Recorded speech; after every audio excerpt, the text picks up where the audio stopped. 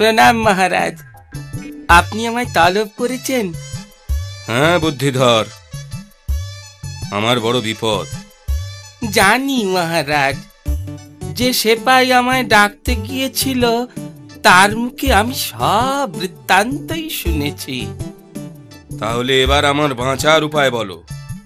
কি করে ওই স্কন্ধ কাটার প্রতিশোধ স্পৃহার থেকে নিজেকে মুক্ত করব? উপায় একটা আছে। কি সেই উপায়? প্রতিহিংসা, প্রতিশোধ।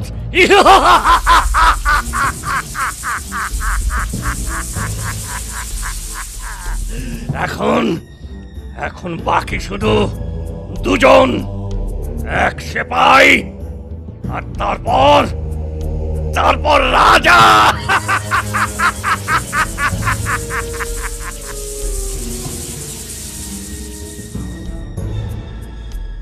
এই এই দুজন নয়, একজন, শুধু রাজা। সেই সেপাইয়ের গর্দান গেছে। কে কে তুমি? এখানে কি চাও? এই এই আমি তোমায় মুক্তি দিতে চাই। না, আমি মুক্তি চাই না। আমার প্রতিশোধ নেওয়া এখনো বাকি রয়েছে। তাহলে রাজা। এমন করে না। তোমাকে চোর ভেবে রাজা ভুল বিচার করেছেন ঠিকই, কিন্তু তিনি যদি সত্যি জানতেন তুমি চোর নাও, এই অন্যায় বিচার তিনি করতেন না। ভুল করে অন্যায় করুক আর ভুল না করে অন্যায় করুক, মরতে তাকে হবেই, আর তা হবে আমার এই হাতে। কিন্তু প্রজারা তারা তো কোনো দোষ করেনি, তাদের কেন শাস্তি হবে বলো? কই, তাদের তো আমি কোনো ক্ষতি করিনি আর করবো না। কিন্তু রাজা মারা গেলে দেশে অরাজকতার সৃষ্টি হতে পারে, তা তো তুমি জানো। সুযোগ বুঝে শত্রুপক্ষ আক্রমণ করতে পারে, এতে কি প্রজাদের ভালো হবে? তা হবে না বটে, কিন্তু তাহলে আমার প্রতিহিংসা, প্রতিশোধ। খালি রেগে যায়।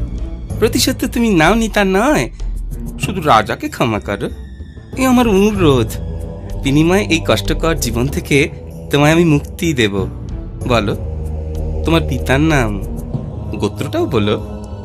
কি হবে সেসব জেনে তোমার? গয়া গিয়ে আমি তোমার পিণ্ডদান করব। হ্যাঁ কেমন? তবে তোমায় কথা দিতে হবে যে রাজার কোনো ক্ষতি তুমি করবে না। ঠিক আছে, আমি কথা দিলাম, রাজার কোনো ক্ষতি আমি করব না। এবার বলো তোমার পিতৃ পরিচয় ও তোমার গোত্র। নাম শ্রীযুক্ত হরিহর দাস, কাশ্যপ গোত্র।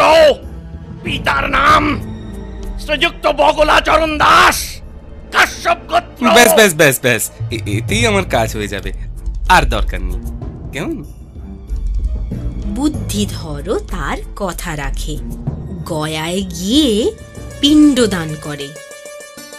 হরিহরের আত্মা শান্তি পায়।